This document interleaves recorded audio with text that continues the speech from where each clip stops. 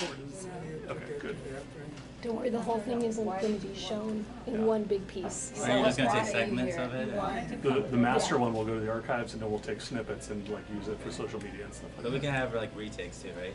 No, Brian, No, that's it's fine. okay. Is You'll the get, volume you'll of get the to see music them okay? first Yeah, and make that's sure you fine. like them. You'll see them first. So. Okay. Okay, so we do have it on. Before we get started, I want to get a verbal confirmation from each of you that you've given us permission to record this and submit it to the archives. Yes. Yeah. Yes. Right?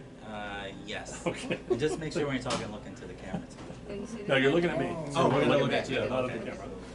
Okay, so this is the Langston Boulevard Legacy Business Interview conducted by the Langston Boulevard Alliance and made possible by a historic preservation grant from Arlington County, Virginia. Today's date is June 11th, 2024. We were on site at Sushi Zen. My name is Ben King, and I'm a research assistant for the Langston Boulevard Alliance.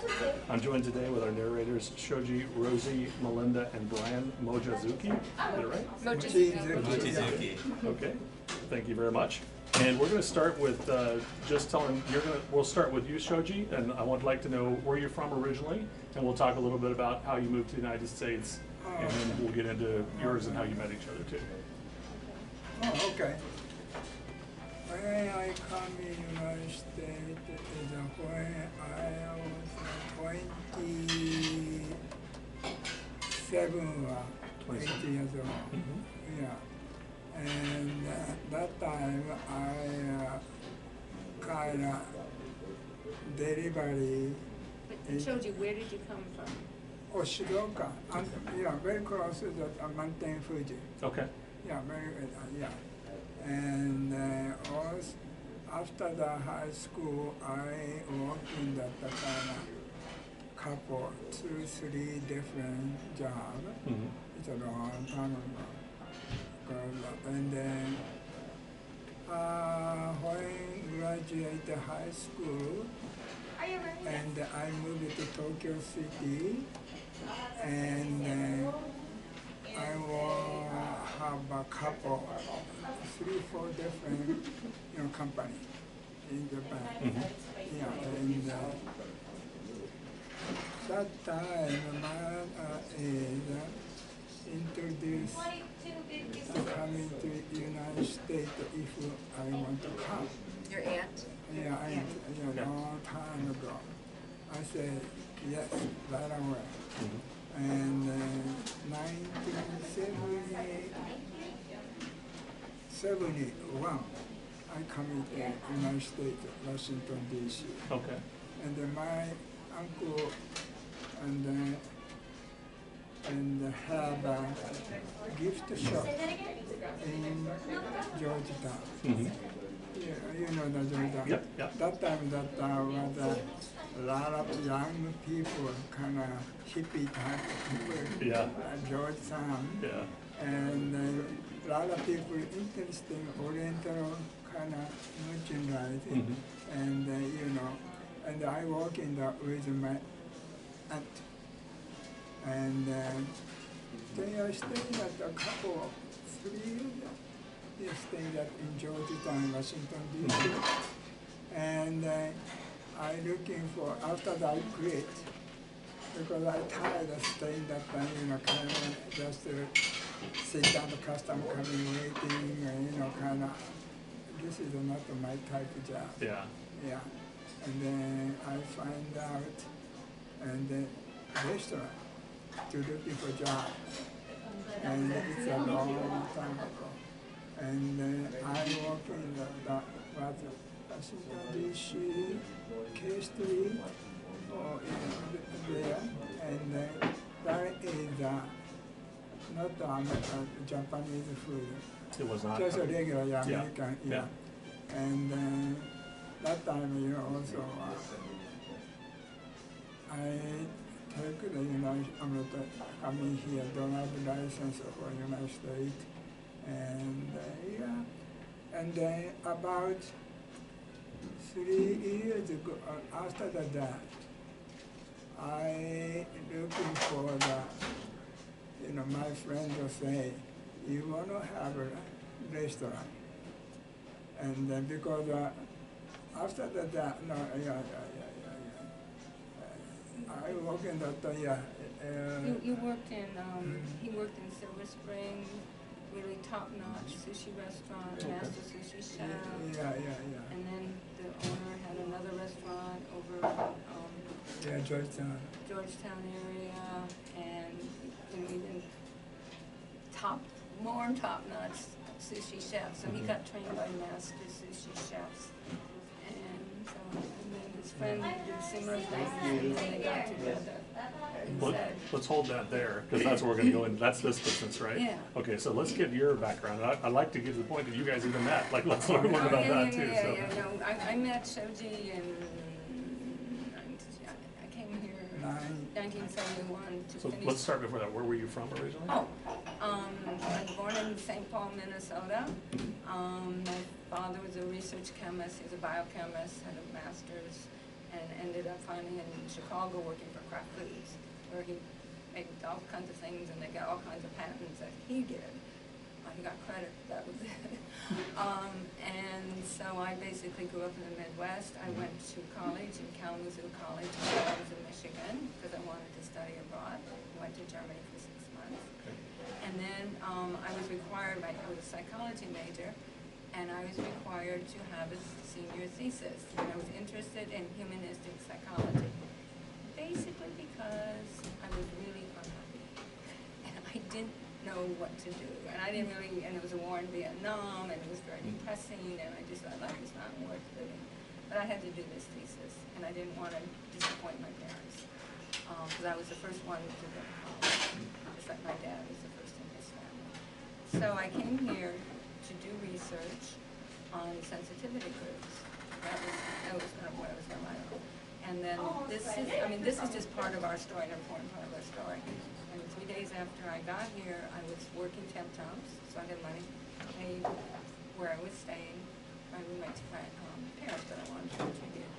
And I met this woman, young woman, who said, we started talking, and she said, have you heard of Nam Myoho Renge Kyo? And I go, what? She says, this chant that we do. We chant for ourselves, we chant for others, and we chant for world peace.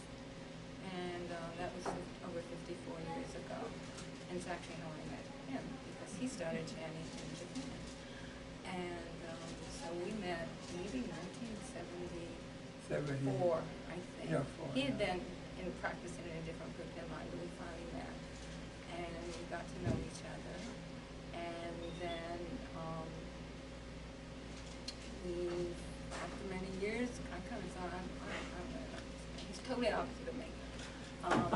You know, I mean, I did. I was very, you know, he was very outgoing and energetic and social, and I'm a very quiet, reserved person. But we just realized that there was something there. We could say, from the Buddhist standpoint, there had been lifetime after lifetime.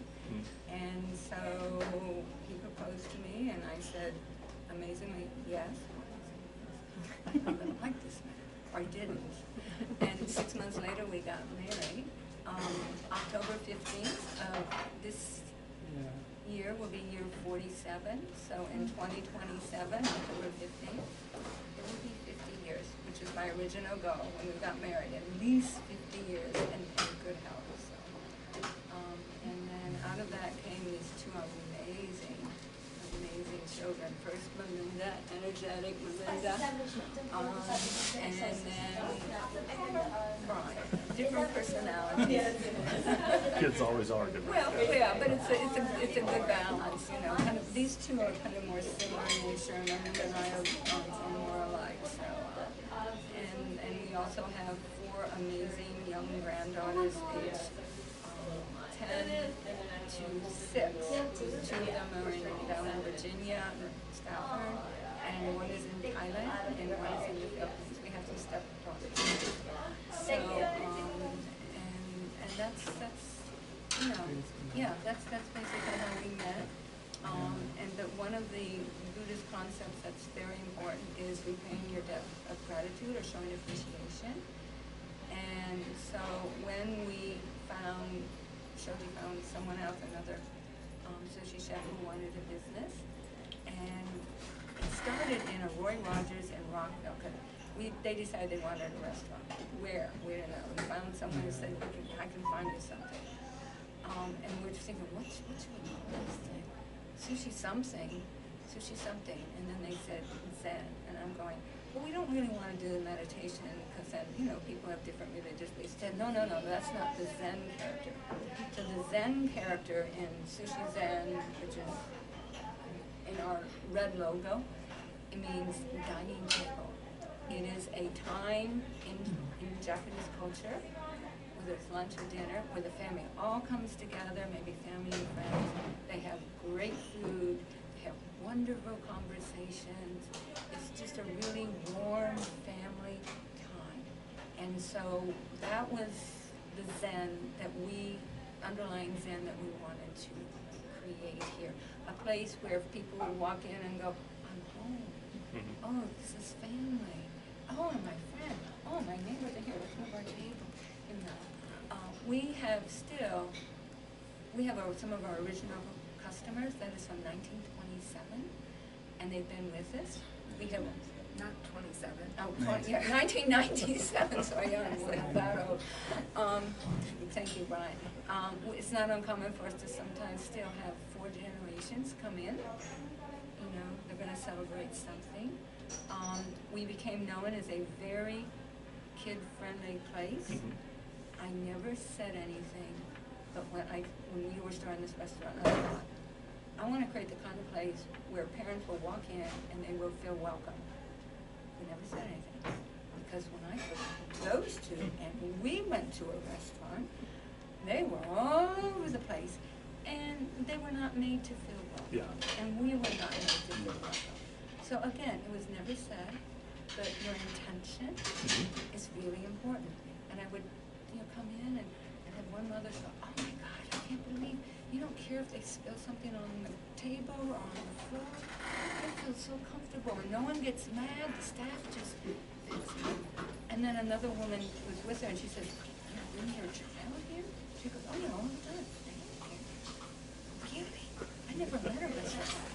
But that's what we want. Yeah. It's a part of that Zen, that family time. And then, getting back to a sense of appreciation. So we been active members of the Arlington Chamber since even before we opened. So that's 27 plus years. And so I said, what could we do? They said, we've got amazing nonprofits. And a lot of them are small and they're struggling. But if you could do some fundraisers. And so that's what we started doing. Oh, in here you can? Yeah, in here. So, and on our 17th year, we did 20 fundraisers.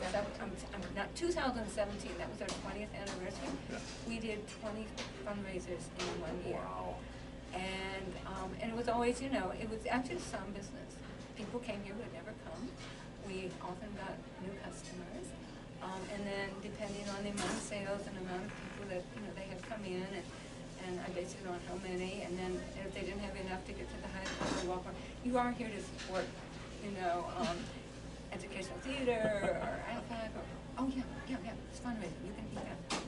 Because we always wanted to give back. Yeah. And so that's what, and we've continued to do that. COVID has put a kink. Let's stop there. You're answering all my questions before I get to them. Okay. So let's stop there real quick. I would talk all the time. Let's do it. Now that you told me that, I want to do a whole section on community too. So we'll get to that in just a little bit. But first, we have 2 people we got to introduce here. So Melinda, we'll start with you. Tell us where you're from, where you were born, where you're from, and maybe your path up to here. Hi, I'm Melinda Mochizuki. Oh, we're here. Oh, sorry. I'm Melinda Mochizuki. Brian and I were both born in Alexandria, but we actually grew up in Maryland. When the restaurant opened in '97, I was in high school, and so I worked here as a server a little bit. That was like my first foray into the restaurant business. I went off to college in Pennsylvania. I lived there for about a decade, but would occasionally come back, sometimes help out. And then I moved to Denver and lived there for about a decade, and always kind of worked remotely, or when I would come back, usually more on like the business administration side, marketing stuff, you name it, I can probably take care of it. And then so my background is actually in working in nonprofits and higher education. So I have a psychology degree and a master's in public administration, nonprofit management. And so my main focus has been on project and event management. But when COVID hit in 2020, I was working a part-time job at the university. It was about ready to become a full-time job, and then they're, hiring, freezes, budget cuts, all that stuff. So I continued to work part-time, but ended up kind of working more for Sushi's end. Up at that point, it was just like a little bit here and there I would help out with. And so that was like a whole new territory of figuring out how do you run a business when everything is shifting, you don't have dine-in customers, all of a sudden you're trying to become like a health policy expert, and everything is changing every day. And so during that time, started working more and more for the restaurant, and then in 2021, all remote at that point, I was living in Denver, and then in 2021, 22, I transitioned to moving back here, and I live here now. I live in Maryland, and I have been working full-time for the restaurant, primarily doing everything. Primarily everything. Yeah, primarily everything. Accounting. I've inherited payroll somehow. HR benefits, marketing, website stuff, everything. And then I still work as a server when we're short-staffed here. So I kind of wear a lot of different hats for the restaurant. But Right. yeah. Let's get your, we already know where you're from, you just gave that away. So how about your path to here? How about your path? Let's see. So yes, I'm Brian Mochizuki. So my path to being a part of this amazing restaurant is actually, it started in high school. I was 15 years old at that time. My father, he said, we need another chef. You're my son. You have to learn the family business, so you're gonna start working here. And at 15 years old, at that time, you're still young. You want to hang out with your friends, go out on the weekends. But instead, I was here every single weekend, working the sushi bar. And my father, I have to say, when I first started working here, he was very strict with me because making sushi, it is it's a profession, it's a trained skill. You have to be very serious about it. And he was very serious with me.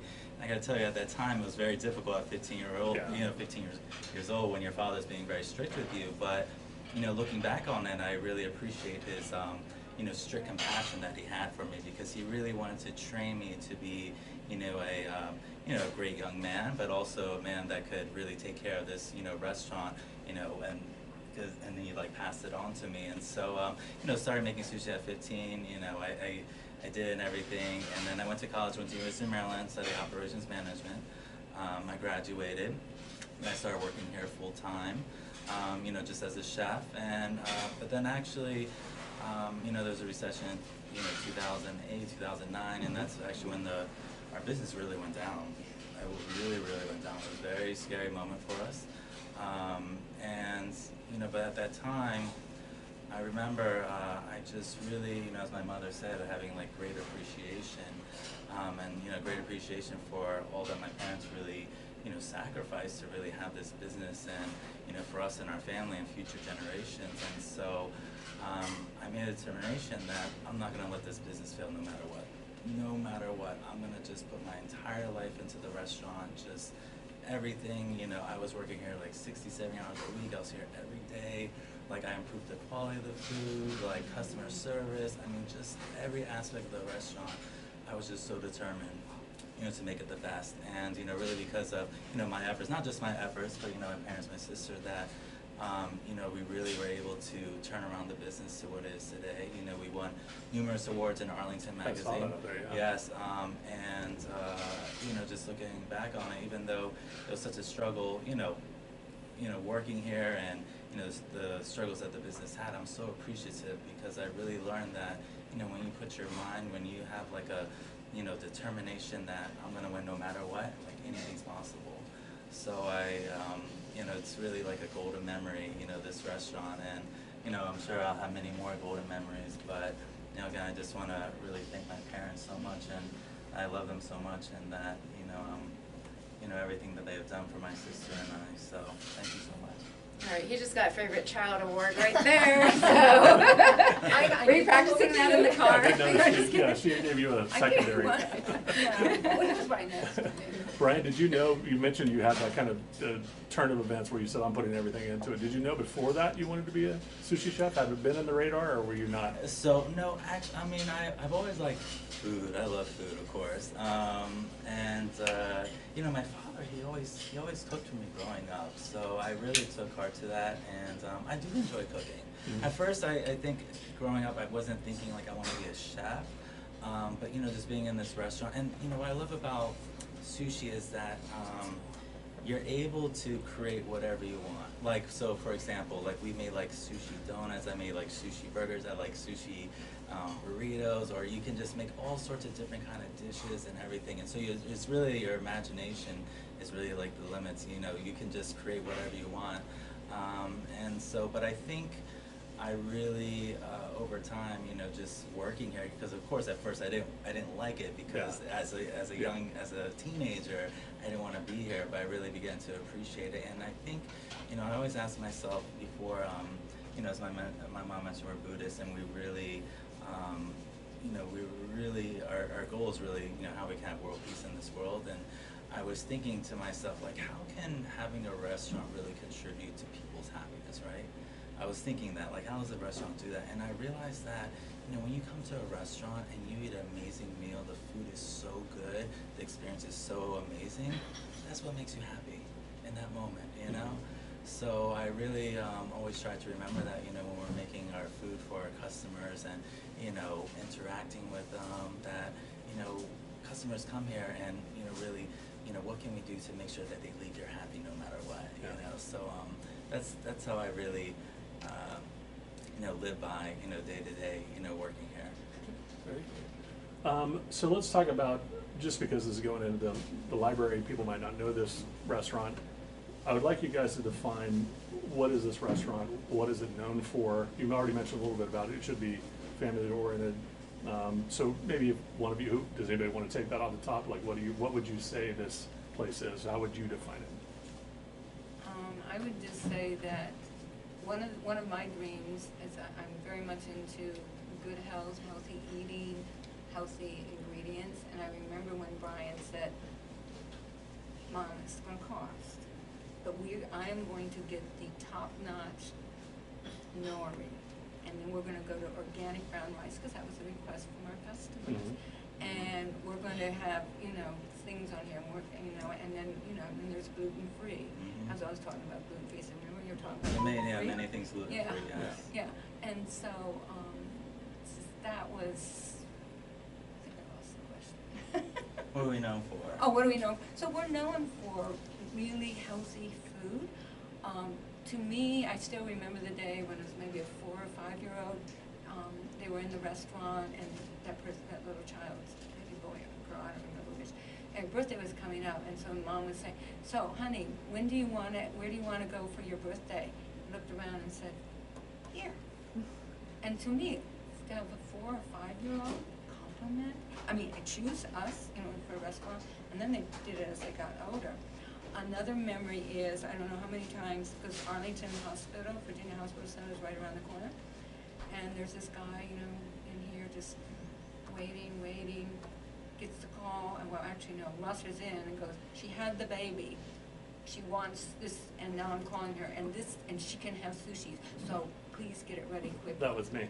That No, was my you? wife made, no, it wasn't me who did that, but my wife made me do the same Okay, thing. She was like, get over there and get me sushi right now. Yeah, see, true stories, see, true, many times, because, you know, that's what they wanted. I have this child, I went through labor, now I want my treat, so I can have the sushi. But, you know, it's just the local community here and the other businesses too. It's a family feeling.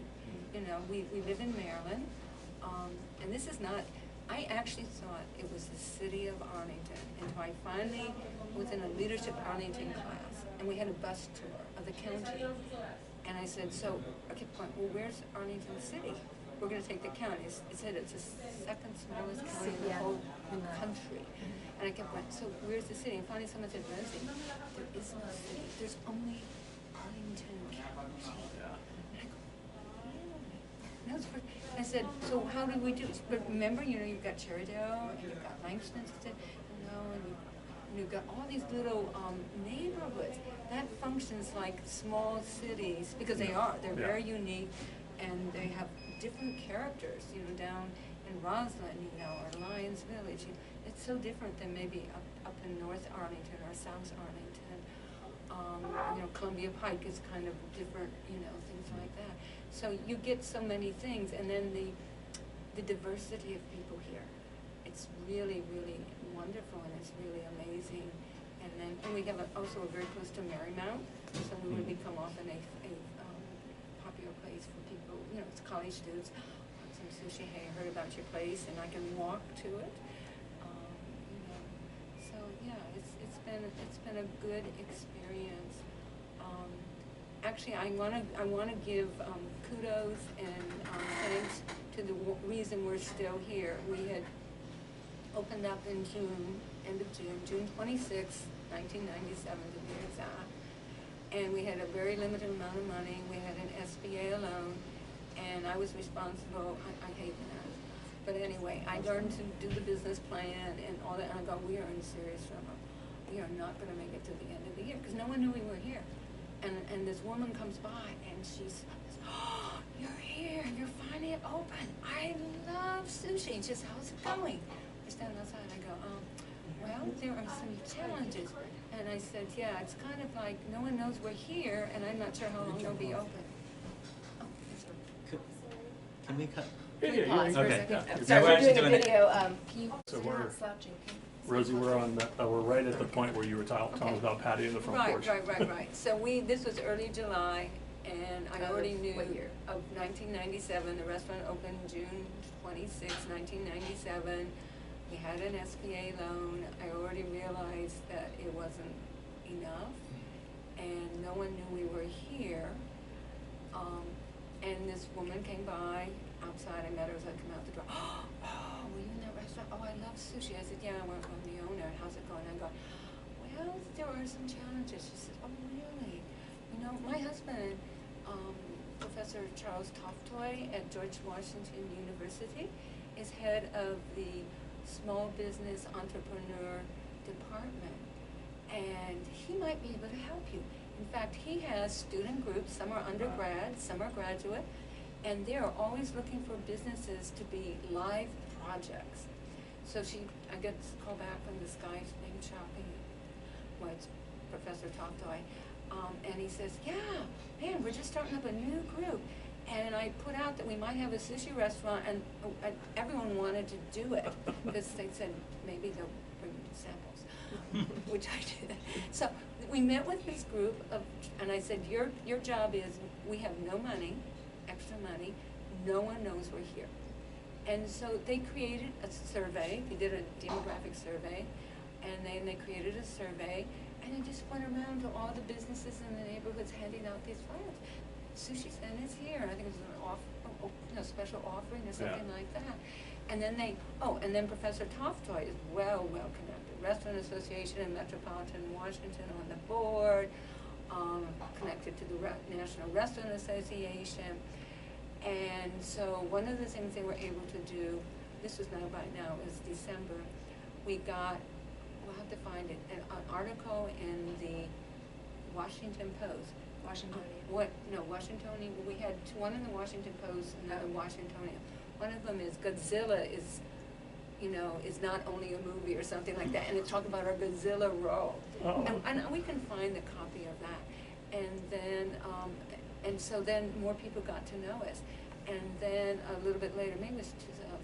So we continued every semester. And then when we're done, they would do a presentation, and I would always come. They'd have judges, and then I was always come with a big platter of sushi. So that was the hit. Everyone wanted to be able to do sushi. Because when they came here working with, you've got to have some California rolls, and you need this. And we would feed them. Yeah. They're hungry students. So we kept doing that until he retired. And I think it was about 10 years. I still have up in our storage, we've got, notebooks from the things that they did. But we got a second one. 2003 business was really low, and then another team was how can we get things going. And so we ended up getting then in the Washingtonian an article about Sushi Zen, and that just gave us credibility. Washington Post. It was a time when the food writers, you know, Washingtonian. Oh, maybe I gotta go check it out. Yeah. They always came up with creative ideas, and it was free. So without Patty and Chuck Toftoy, we wouldn't be here. I know that. They are still, and then they've got their dogs. Zoe, I think Zoe went out now, and they go around to assisted living, and Zoe does her tricks and all the things, and so they give back that way. But Chuck will send me a picture and say, "Yep, here I am. Your staff is at work." You know, you see everyone else takes a picture of the staff, a picture of what he has, comes from usually carry on to this day, and he's also an author. He's written a couple books, and both of them are just amazing, very dear friends.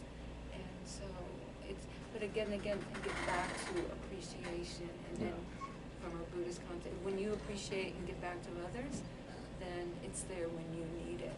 And so that pay it forward was from the foundation, you know, our starting, and also Shoji's partner, Masatoni Sen, is also Nichiren Buddhist, and so we had the same mindset. And so I think that foundation mindset, plus it was going to be a place where mothers would always, our parents would always feel welcome to bring their kids, didn't matter what they did. And when we hired a server, one of the questions is, do you like families? Yes. Do you like children? Do you love children? If you have a messy, noisy, crying child, what are you going to do? And if they didn't pass it, they didn't pass it. Thank you very much. We'll get back to you until we find the people here, and same with the chefs too, and the kitchen too. So that's really, that's a big part of Sushi Zen, is that family feeling and welcoming and giving back and appreciation and paying it forward. So Since you just mentioned it, Shoji, I'd like you to tell me a little bit about how you and your partner decided to start, and what brought you here to Arlington. Like what? yeah, how did you meet him, and how did you get together and decide you're going to have a restaurant? He's a member of Soka Gakkai. Right. And one time we asked, he looking for somebody, partner, to working together. I said, yeah, okay. And then I changed job and to work in his store. Mm-hmm. Restaurant. And unfortunately, his wife is heavy sick, long time. So he has to work in the job, and he has to take a wife. And then after that also, he did have children. And the ages are same, almost the same. Mm-hmm. Yeah, and one day he said, "You want to have working with me in the restaurant, sushi restaurant?" I said, "Oh, okay."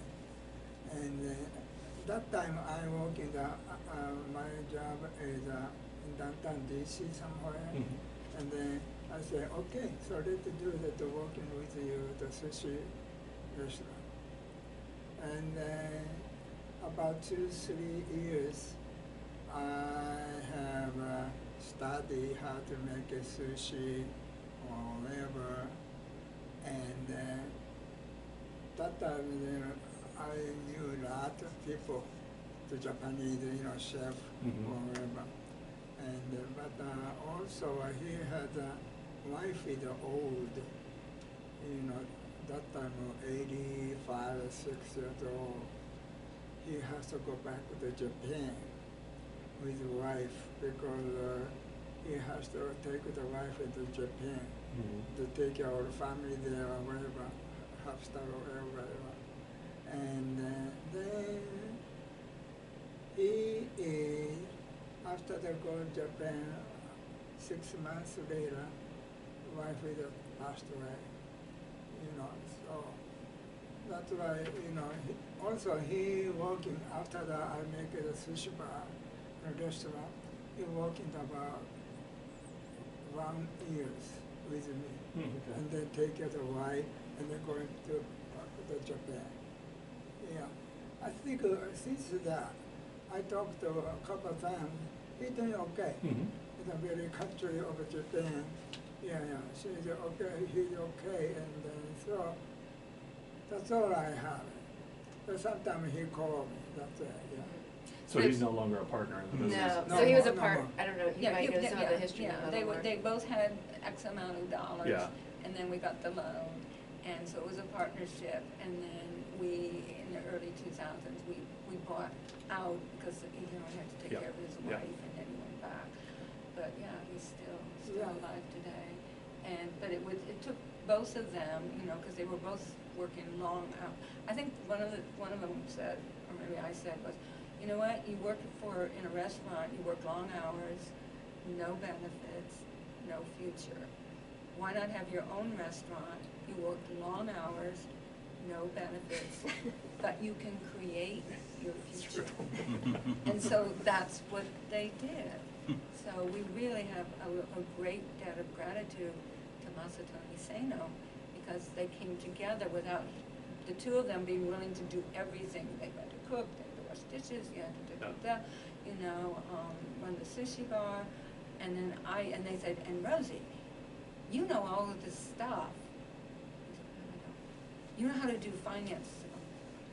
Okay, go take classes. So I went to small business administration. I took classes. I had to write the business plan. And I had a friend who taught me how to do Excel spreadsheets and link them, and knew a bit about computers. So always whenever we needed it, and this is part of our Buddhist practice, we would start chanting, we need this, we need that.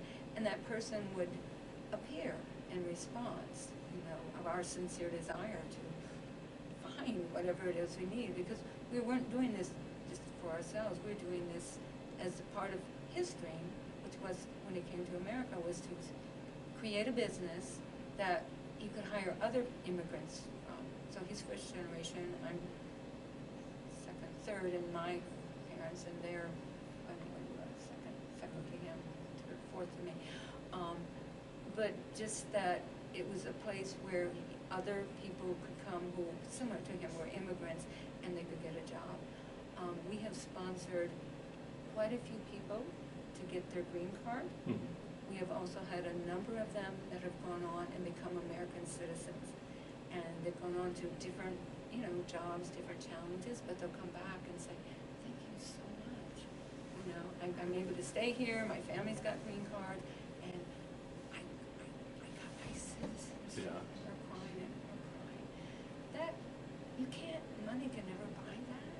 And you can't find that in a corporate restaurant system, because it's all set up and it's all organized. But that's why these mom and pop, these independent restaurants, actually they're vital. Without, during COVID, I think over 400,000 restaurants, independents, did not make it. That was very, very sad. We made it because we have amazing customers that supported us, and we were able to get the PPP loan. Without that, we wouldn't have made it. But then, it's again, it was just credit that we were all determined, we were all chanting, and really, but our staff were willing to support, and some said, we don't know where we're going, we don't know how long we're going to be here, but a number of them said, don't worry, we're with you. Mm. And they stayed, and then others came, were able to come back, or we got new ones. But many of the people here have been here for 20 years plus. Wow. Would you say we don't have a high turnover rate? We have extremely low turnover Yeah, rate. yeah. Very, very, Yeah. very low. Yeah, and- People, we take good care of our employees. We treat them like family. Make sure,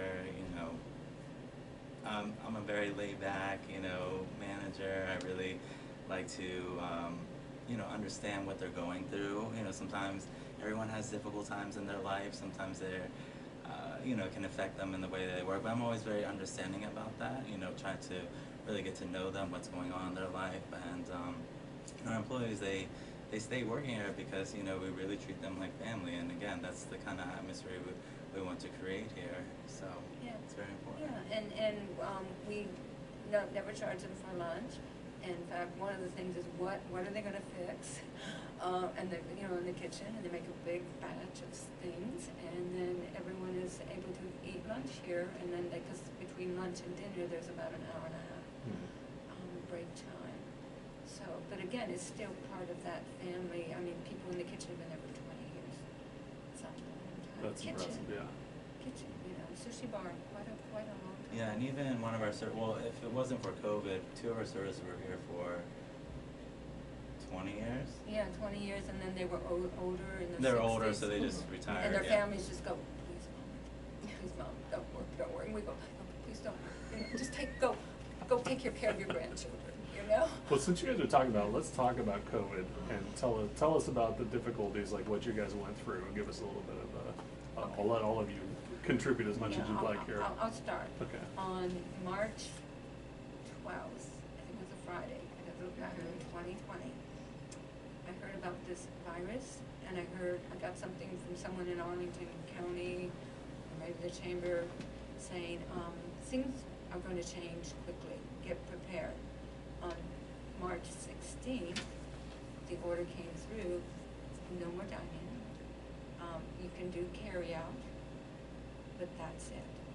And so we went from full dine-in. It was about maybe we had 25%. We already had a fairly substantial carry-out, but 25-30% to only carry-out. And everyone was afraid. And people go, oh, no, I don't want to come in because, you know, who knows what this is. But we had enough skeleton staff that said, we're with you. They're still with us. We're going to keep this going. And so we just had to flip, fortunately, because we had already had take out, you know, so we went from 20-30% on up to, it was 100%. And by April was really rough. It was like touch and go. But then you know, this money came out. I got the PPP loan. I knew that was coming. So we made it through May. And by June, we were rolling. We had the most amazing June. I'm going, this is all in carry. We still have a skeleton style. But, you know, we were doing it.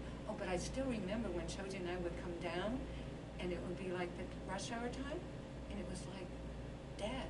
Because we come from Maryland, you know, $2.95, $3.65, $6.35, you know, onto the park to get here, and it would be dead. No one was here. There was no traffic. Yeah. Oh, we had to make a letter for all of our employees saying, because you weren't allowed to be out. This letter said you're an employee, you're an essential worker, you're an employee of Sushi's, and this is your ID number, this is your name, and everyone, we all had to carry that because they could stop us, you know, and say, why are you out? No one's supposed to be traveling. And so then it just gradually, we did really well in 2020. Actually, we told more, I think, than in 2019. It's because we had already had online ordering established, so we had a takeout business. It's amazing. A lot of the business, our business actually increased during COVID. Yeah. And that's because we made a quick transition to doing to-go. We were very safe here. I mean, all the employees were masked. We had, you know, like guard. Yeah, we had all sanitizer. We're very, very strict about that. And you know, we had such amazing customers. I mean, like there are customers that made sure that they came here every single week to support the restaurant. And always tipped well. And they make sure to take care of the staff. They understood. I mean, we just so appreciative of our customers and everything they did. That, you know, they were like, "We're here for you. We'll make sure this place stays open. Yeah. Don't you worry. We'll give you plenty of business." So it was a really amazing time, and just to really see our customers, you know, just to support us all the way through this, you know, through this difficult time for us. I think it's because it's also a neighborhood, right? Yeah. And all those people are probably working from home now. And Yes. so, I mean, compared, like, if you're in downtown office building DC, it's probably... We'll start back with, we've gotten through the COVID piece. You mentioned community. Community was the reason you got through it. So how would you describe this community? How would you describe your relationship with this community? I always talk first, but You want to talk about, like, what it was, like, when you moved in here? Well, we like, can do that too. Why don't we start with what it was like when you moved here? Okay. But I also want to know, like you mentioned an interrelationship with this community. So I'd like to know, has that changed? Like, has it grown over the years or changed over the years? What's it like now? I think Brian would probably answer that better, what it's like now, because Shoji, well, once COVID hit, we retired. Yeah. We didn't retire, but we went to Maryland, and so we're not a part of the day-to-day restaurant there. But there was one thing I wanted to say too, though. Why did we make it through COVID? And that's actually, there were quite I don't know, close to a dozen food establishments or something here in this little shopping center, and that's our landlord. Our landlord, I think they had partners who invested in them, and it brought in a really amazing corporate team along with the family-owned business. But they were there for us. COVID hit, and within days, every single food establishment had a big green sign that said, "Open, takeout." And I said, "Oh my gosh." And I said, "So what do I owe you for it?" He said, No, we just want you to stay open." Yeah. But they were worked with each, I think, business, and I don't know what they did with others, but it was ours and I'm sure others, to make sure that we could work through, okay, we rent a little hard now, but we know you're good, we want you to stay, you're a good business, and let's work together. And so that meant a lot, because a lot of times it's huge corporations, they don't care. No. But this was still a local business, like A.J. Lawson's got little shopping centers, things all over the place. But I just wanted to get that in because I think that credit should go, a lot of businesses didn't make it because the landlords couldn't do it either. They were too small and fortunately they had these investors that had come in and had the backing to keep it going, so. Anyway, go ahead. So what was the question? Well, we're talking about the I changes talked of too it. much. So let's start back with what was the community like when you moved here in '97? For the This is shopping the original location, Yeah, correct? yeah, Okay. yeah. So what was it like in '97? Okay, so back to history. This, we found a really great real estate agent, and so he said, "I'll find you a place." And we're looking up in Maryland, because we go, Virginia, that's another country. That is so far. You know how the dynamics, you want me to go from Maryland, cross through DC to Virginia, and it's the same way. Well, anyway, he said, "I got this great place." I said, "Where? Arlington." "Where's Arlington?" "What city is that?" "Well, it's a county." So we came here, it was a McDonald's. It was a 2-year lease, and next door where the haircutter, the other restaurant business is, it was the playroom for the kids, and it didn't work out. Meanwhile, there was up on where there's now a Toyota dealership, there was a very well-known Japanese restaurant,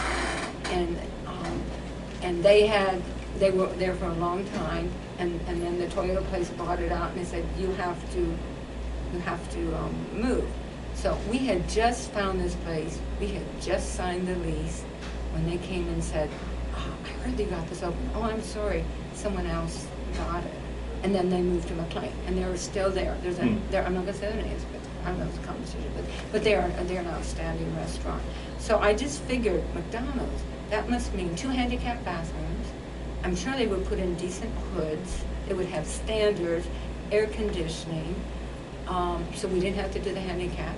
And then for the build out, Shoji is extremely creative. He designed the sushi bar. He created everything, and the contractor said, there's a way you can save money, because he's talking about Shoji. "Why don't you be the general contractor here, and I'll just sub that out. I'll take that out of what I'm going to charge you." So he was here every day for about five months, hours and hours, supervising everyone, and then making sure everything was done according to the contractor specs, and more importantly, according to our specs. So that was a great. Like all these are handmade. Yeah, They're these all are handmade. handmade. Our Nice. Shoji's uncle, the aunt and uncle that brought him here, Bob Shima, and his wife was Matsue Shima. Anyway, he created these. He created the Shoji screens. They've gotten damaged, and sometimes you have to replace them. This is Kids like to poke. Yeah. Yeah, this is like the stuff you find in those lights up there. Oh, yeah. And then we put that in there because they would poke it. And we used to have a rock garden with sand over in that window until it just, kids would, and we had a screen here, and then we had to just kind of stop. No, we can't do that. 'Cause I don't know what kids were doing behind there. But still, the kids are really important.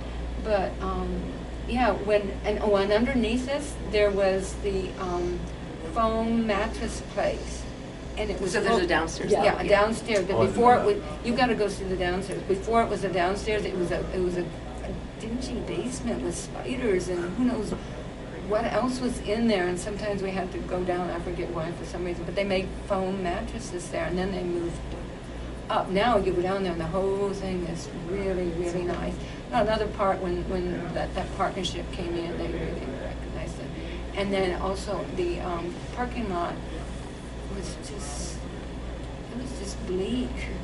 Well, things really changed. This, it was a shopping center. Oh, yeah, It changed no landscaping. when Harris Teeter came Harris through. Teeter, yeah, and they put in their demand, we're gonna have landscaping, and you gotta make the sidewalks double, and you gotta change the lights. And then more restaurants came, and I think one of the things that's being in a neighborhood is that, they can come here, they can go grocery shopping, they can go to multiple different restaurants, different Yeah. nights Yeah. of the week or every week, so there's a variety of people, options. Yeah, and then at 3 o'clock, all the kids come. Yeah, and usually they hit the ice cream place, that's next door, so, So has there been a change, Brian, have you seen a change now that we are into the next generation? Has the neighborhood changed, have the clientele changed at all? Since you took over, since COVID, yeah. Oh. Or even in the last, like, have you I seen would changes? say we would. I would say, the thing is though, because like our customers come here for so long, what you're finding is that before it was just the parents, but now you're finding that the kids come on their own. Like even high school kids, right? Yeah, even high school and kids. but they got money. They got a car, But no, the clients and interns, I find a lot more younger people are actually coming in now.